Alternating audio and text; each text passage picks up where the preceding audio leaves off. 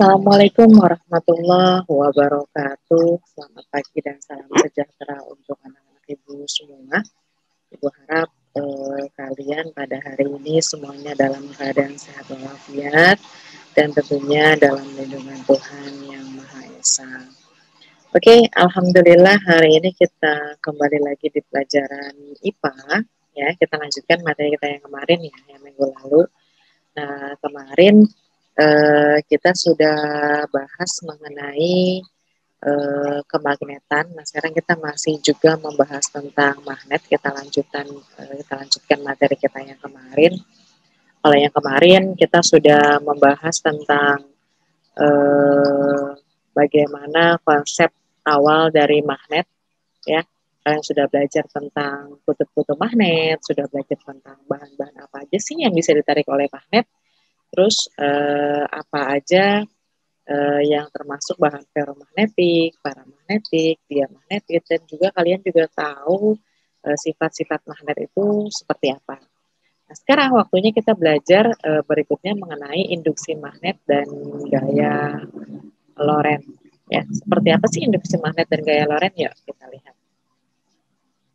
Bicara mengenai induksi magnet itu sebenarnya berawal ketika adanya kuat medan magnet diakibatkan adanya arus listrik yang mengalir dalam satu bahan konduktor namanya. Kalau dalam listrik itu ada bahan konduktor, ada juga bahan isolator, kebalikannya. Ya, ada konduktor, ada isolator. Nah, kalau bahan konduktor itu bahan-bahan yang dapat mengantarkan arus listrik. Mungkin kalau dalam magnet itu ada bahan ferromagnetik yang mudah yang mudah ditarik oleh magnet. Nah, kalau ini konduktor, itu bahan yang dapat menghantarkan arus listrik. Ada bahan-bahan yang tidak bisa dialirkan arus listrik, ada juga bahan yang mudah menghantarkan arus listrik.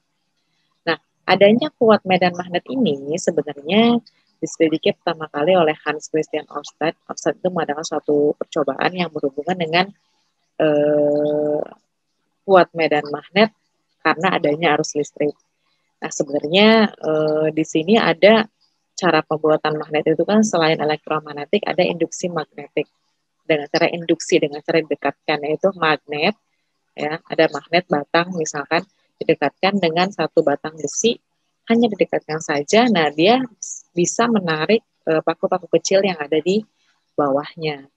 Nah itu, hanya didekatkan dia bisa menarik paku. Kalau kemarin percobaan yang kalian sudah lakukan kan dengan elektromagnetik, jadi ada lilitan kumparan, terus dialiri batu baterai, baru deh bisa ada aliran arus listriknya, bisa tertarik jadinya. Ya, jadi besi yang tadinya nggak punya daya kemagnetan, ternyata ketika dialiri arus listrik dia timbulkan daya kemagnetan. Nah, bagaimana cara menentukan arah dari si induksi magnet itu? Ya, dengan kaidah tangan kanan. Jadi kamu coba nanti praktekkan di rumah, kaidah tangan kamu bentuknya seperti ini tangan kanan ya, bukan tangan kiri. Nah, jempol ini nih, ibu jari, itu menunjukkan arah medan magnet. Nah, 4 jari melingkarnya itu menunjukkan arah arus listriknya. Nah, ini tergantung posisinya. Kalau misalkan nanti tangan kamu dirubah, misalkan jadi miring, ya berarti dia otomatis arahnya juga akan berubah. Jadi yang penting menggunakan tangan kanan sesuai dengan genggamannya seperti ini. Nanti kalian mau berubah seperti apa, apakah ke atas atau ke bawah, nah, itu berarti kan arahnya akan berubah. Itu untuk menentukan arah induksinya. Nah, sekarang next yang berhubungan dengan gaya Lorentz, ya.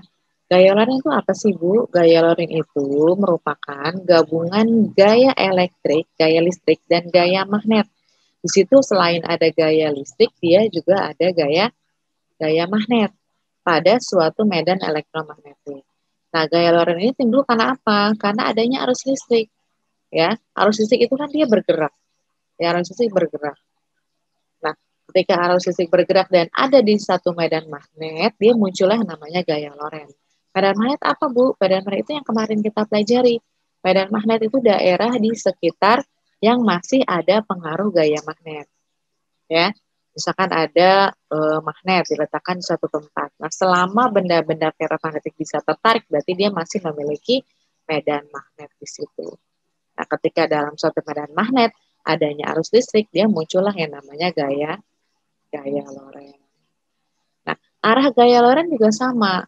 Dia selalu tegak lurus dengan arah kuat arus listriknya dan induksi magnetiknya. Bisa ditentukan dengan arah tangan kanan juga. Seperti tadi induksi, ini juga untuk gaya Lorentz menggunakan kaidah tangan kanan. Ya, ingat arah gaya Lorentz itu dia tegak lurus dengan kuat arus listrik dan induksi magnet. Jadi seperti ini. Nah, tegak lurus seperti ini nih. Ya, kalau tegak lurus itu kan dia berapa derajat sih? 90 derajat.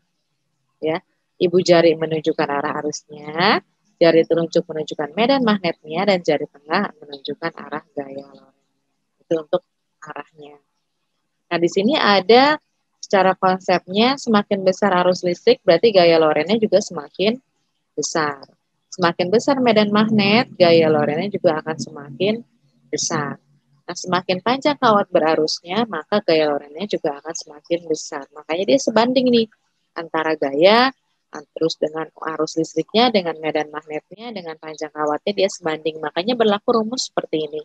F sama dengan B dikali I dikali L. Nah, ini F sama dengan B dikali I kali L. Dengan F adalah gaya Lorentz, satuannya Newton. B adalah medan magnet, satuannya Tesla. Dan I adalah kuat arus, satuannya ampere. Dan L adalah panjang kawat penghantar dengan satuannya meter. Ini satuan-satuannya. Jadi kalau dalam soal nanti ada satuan yang berbeda, silakan kalian rubah dulu satuannya. Contoh soalnya seperti ini.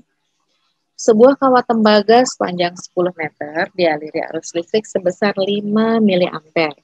Jika kawat tembaga tersebut tegak lurus berada dalam medan magnet sebesar 8 Tesla, berapakah gaya Lorentz yang timbul? Nah, hal seperti ini mudah nih. Tinggal kita cari sesuai rumus yang tadi. Biasakan kalau dalam fisika kita terus diketahuinya dulu ya. Nih, diketahui. Diketahui apa di sini? Sebuah kawat tembaga sepanjang 10 meter. Nah, panjang tadi apa? Panjang tadi apa? Panjang. Nah, ini panjang. Panjang lambangnya apa? Oke, L. Berarti kita tulis di sini L sama dengan 10 meter.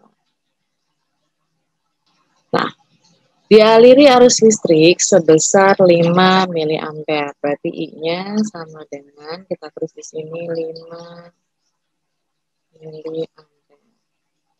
Terus jika kawat tembaga tersebut tegak lurus berada dalam medan magnet sebesar 8 Tesla, B, 8 Tesla.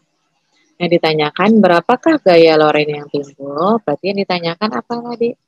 Gaya Lorentz lambangnya adalah F. Oke, kalau sudah gini tinggal jawab deh. Oke, F sama dengan tadi rumusnya apa? F sama dengan B dikali I dikali L. Berarti kita tinggal tulis di sini B dikali I dikali L.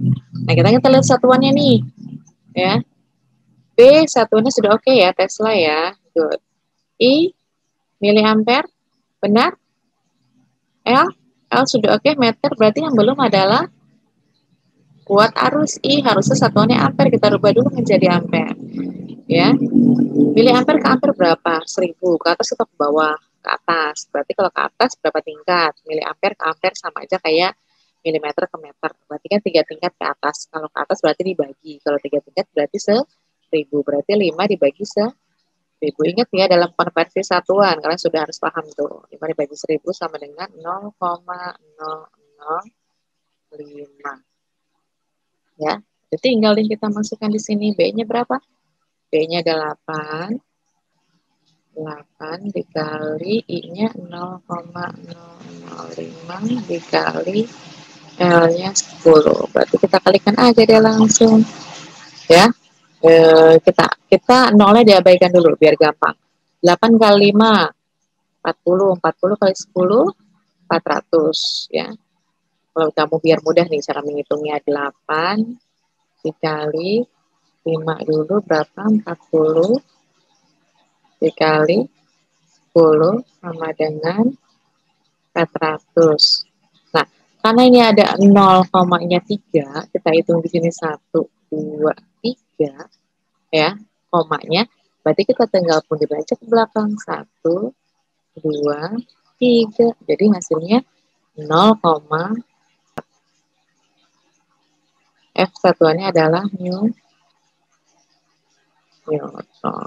Jadi deh, nah ini adalah hasil dari gaya Lorentz yang timbul berdasarkan soal di atas adalah 0,4 Newton. Oke, nanti dipelajari lagi ya, mudah-mudahan kamu paham caranya ya. Oke, itu untuk menentukan gaya Lorentz. Nah, sekarang buat latihan kalian, silakan kalian buka buku siswa halaman 27, nomor 1 dan nomor 2. Silakan dikerjakan untuk latihan kalian di rumah. Oke, cukup sekian dari Bu Sima. Terima kasih atas perhatiannya. Mudah-mudahan paham. Nanti silahkan diulang-ulang videonya jika untuk menentukan besar gaya Lorentz kalian masih ada yang belum paham. Terima kasih. Assalamualaikum. Dadah.